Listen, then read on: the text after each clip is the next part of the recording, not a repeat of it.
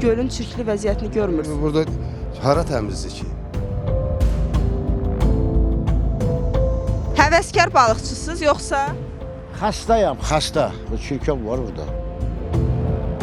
Sudur da, təmiz sudur. Göl qəbul edirik burada. Suya təmiz su deyirsiniz.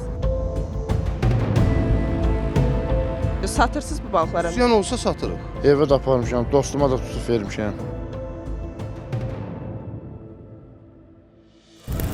Sosial şəbəkədə qarşımıza çıxan görüntülər bizi hələ gün doğmamış yola çıxmağa vadar edir. Budur, 50 tilovlu balıqçılar Lökbatan qəsəbəsi ərazisində yerləşən, ətrafının zibilliyə çevrildiyi, rəngindən isə heç də gölə bənzəməyən su toplusundan balıq tutmağa hazırlaşırlar. Saat 06:58-dir, biz isə təxminən 1 saatdır ki artıq buradayıq. Balıqçılar isə iş başındadır, ətrafda görünən mənzərə isə ürək açan deyil.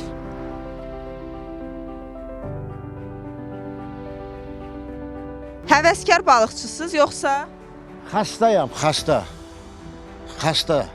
Gəlirəm gündə 2 saat burada fikrimi saxlayıb gedirəm. Tutduğunuz balıqlardan evə aparıb yediyiniz, istifadə etdiyiniz olur? Olub bəli. Necə istirahət edə bilirsiniz bu qoxuda, çirkabın içərisində? Burada çirkab, yəni bizə heç şey eləmir, maaşda eləmir axı. Çirkab var burada. Gecə də olur balıq. İndi də səhər-səhər də başlayır yağış gəlməyə də elə ki tək-tük olur. Həm yemək üçün, həm də həvəskarıyıq da. Göldən tutduğunuz balıqları yeyirsiniz, yəni istifadə edirsiniz. Əlbəttə yeyirik. Buradakı qoxunu, gölün çirkli vəziyyətini görmürsünüz. Burada hara təmizdir ki? Hər yerdə də var da bu şeylər. Bəs satmaq necə? Satırsınız bu balıqları? Üsyan olsa satırıq. Neçəyə satırsınız balığını? 5 manat, 6 manat, nə bilim 4-5 dənəsi 5 manat. Burada sazandır, boblası var, karası var. Yəni belə balıqlar var burada. Qəşəngdir, yeməli balıqdır. Həvəskar balıqçısınız yoxsa bu balıqlar tutulur? Gələm elə belə istirahət edirəm. Bəs niyə məhz buradan tutursunuz? Axı çirklidir, gölün də vəziyyətini görürsünüz. Tutub buraxırıq. İstirahət edirəm. Doğrudan burada istirahət edə bilirsinizmi bu qoxuda, bu çirkabın içərisində? Sudur da, təmiz sudur. Göl qəbul edirik burada. Bu suya təmiz su deyirsiniz. Hobbimdir, boş vaxtlar gəlirəm dincəlmək üçün. Tilovunuza balıq düşürmü? Hə, Yemisiniz buradan tutduğunuz balıq? Yəni buradan tutduğunuz balığı rahat şəkildə yeyə bilirsiniz. təmizdir. Yəni elə də şey deyil. Evə aparmısınız heç bu balıqlardan? Evə də aparmışam, dostuma da tutub vermişəm. Valla o hər bir insanın öz mədəniyyətinə bağlıdır. Otduğu yer çirkləndirməsə yaxşı olar.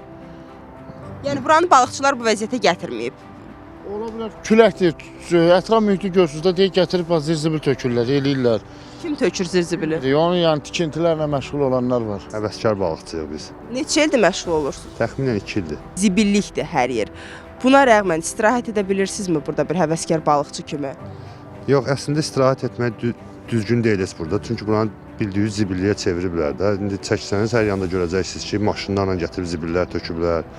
Və deyəsən bu gölü doldurmaq istəyirlər, qurutmaq istəyirlər, nə bilmirəm. Hər yandan zibil tökürlər bura. Ona görə biraz sanitariya başa gedir də burada. Buradan tutduğunuz balığı ürək rahatlığından yeyə bilirsinizmi? Sözün açığı mən heç yeməmişdim, amma sonradan burada uşaqlar mənə dedilər ki, çox dadlıdır. Düzdür, dadlı balıq tam zad gəlmir. Ancaq karasdır da, sümükləri çox olduğuna görə biraz çətindir yemək. Amma yemisiniz rahat. Yemişəm, bəli yemişəm mən. Ekoloq Rövşən Abbasovun sözlərinə görə, ümumiyyətlə Abşeron yarımadasında yerləşən göllərin vəziyyəti qənaətbəxş deyil. Balıq isə çirkabı öz bədəninə tez yığan canlılardandır. Ən böyük göl, 8 göl haqqında geniş araşdırmalar aparılıb və bu göllərin müxtəlif tullantıları ilə, xüsusilə neft tullantıları ilə çirklənməsi məlum olmuşdur. Göldə digər çirkləndiricilər də var və bu göldə daxil olmaqla bütün göllərdən əlbəttə ki, balıq tutulması doğru hesab olunmamalıdır. İri şəhərlərin Birləşmiş Su Təchizatı Xidmətinin mətbuat katibi Ceyhun Musaoğlu isə bildirdi ki, qeyd olunan ünvanda xidmətin mərkəzləşmiş tullantı su şəbəkəsi mövcud deyil. Atsiyanın sifarişi ilə kanalizasiya sistemi mövcud olmayan ərazilərdə təchizat sisteminin qurulması məqsədi ilə müvafiq layihə sənədləri hazırlanıb. Layihənin icrası, kanalizasiya şəbəkəsinin mövcudluğu, texniki vəziyyəti və digər amillər nəzərə alınmaqla həyata keçirilir. O cümlədən yaşayış məntəqəsində tullantı su şəbəkəsinin inşası tədbirlər planına uyğun olaraq mərhələlərlə aparılır.